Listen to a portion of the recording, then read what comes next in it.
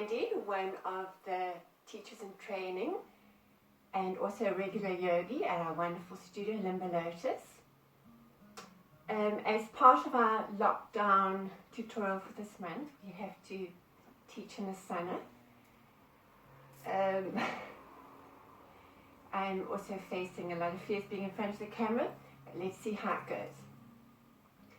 I'm going to come at this small tutorial today from a different aspect, and for that I just need to give you a little bit of background.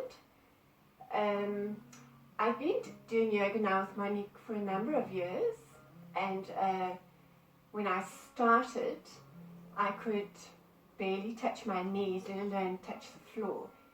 And I'm not a supple bendy yogi, and those of you who know or been in class, flop or flopping is not in my yoga vocabulary. So it didn't come easy to me, and initially I just fell in love with yoga and developed such a passion for it that I worked really hard in those first maybe year and a half, 2 years that I started yoga, and saw a huge improvement. And then a couple of years ago, February 2016, I was diagnosed with stage 4 malignant melanoma, and had the first of my surgeries then. And I've subsequently had one every year since then. This is my 5th year, yes. So what I'm going to do this morning, and to try and explain to you that we're all going to sometime, well maybe not all, but a lot of us are in our yoga journey going to either have to undergo surgery, get an injury, work through something that throws you off your yoga. And this is where I want to sort of encourage and to show you that you have to get back on the mat as soon as you can. We almost develop a little bit of a fear for coming back. Am I going to hurt myself again? Is it going to be sore? I'm not strong enough. I can't do that anymore. I'm going to get embarrassed. Other people are going to laugh at me. It becomes a little bit of a mind game, and then you keep postponing, but you need to get back on that mat ASAP and do what you can. So that's the angle that I'm going to go around. We're going to do a simple asana, and I'll show you how I'm going to adjust it so that it works for me, and to show you that you can. One more thing though, when we've undergone an injury or even a surgery, we look down, we see, we think we've healed, it feels good on the outside, but we almost forget that in the inside there's been quite a lot of trauma to your body. Muscles might have been cut, moved, bones scraped, broken bones, nerve endings that could have been damaged, and all that takes time. And in the process you get wonderful scar tissue, which is an inflexible tissue. It loses its elasticity, or it doesn't have elasticity like the rest of your skin. So you're going to have all of that working against you when you get back on your mat. So you're not going to feel as stretchy, as bendy. Things aren't going to be as easy for you. And another thing that happens when you've had an injury or a trauma to your body, our amazing system pulls together, and the muscles surrounding, or the joints surrounding your injury, come into play, and they work harder for you to protect the area of your injury. It's your way of healing. So those subsequent areas are going to be tight, they're going to be maybe a little bit overworked, and then you forget about that. You think, oh, my knees, the injuries on my knees, why is my ankle sore, even your hip? So you have to work all around that, remembering, be kind to yourself, be gentle to yourself. So when you get back to yoga, it's your own personal journey. Come, put your mat out, do what you can at your own time, and make the most subtle adjustments to help you on your way.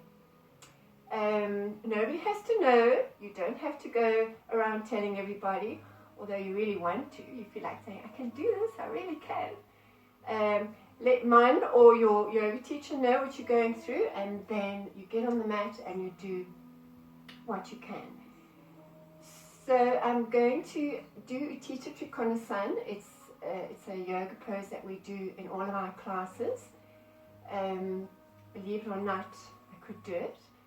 And just to let you know, I recently underwent surgery in the beginning of March. It's just over a month now. My right groin and my left knee are slightly compromised. So I'll take you through the asana. Those that are good and healthy and strong go into the full asana. And then I'll show you just the little adjustments that I make to make my particular practice for me and my injuries much easier. So let's do this. Come to standing in the center of your mat. We start off into Tadasana.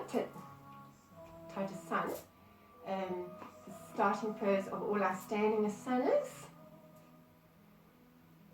So we're going to step or jump our legs apart. Say leg length apart or to where you're comfortable. Already for me, this I know is going to be about as far open as I can go at this stage. Right leg out, second toes on the line of your mat, 90 degrees. Left leg is nice and strong behind, 80 degrees. Inhale, and as you exhale, you stretch into your right. Stretch, stretch, stretch. Create the space, because only through space we allow our bodies the freedom of movement. Stretch. Now already for me, I'm working to a stage of no pain, never pain, discomfort. Second toe, thumb, shoulder all in a line. Chest is beautiful and open. Arm up to the ceiling. So this is extremely uncomfortable for me. I'm feeling a little bit off balance, so I'm going to micro bend my knee. Take a little bit of the pressure off my knee. And I'm going to put my hand in my waist. So those of you that are in the full Trikonasana, hang out here for a couple of breaths. I'm going to use this opportunity now, open up my chest, tuck my bottom under, and try and put a little bit more effort into this side where I know my weakness is. Excuse the huffing and the puffing. Inhale. Exhale. So I'm not pushing, but feeling active everywhere that I should. I've taken a little bit of strain off my knee, and I release my arm, which takes a little bit of a strain off my hip. Inhale, as you exhale, back up you come, jump the step back into Tadasana, hands beside.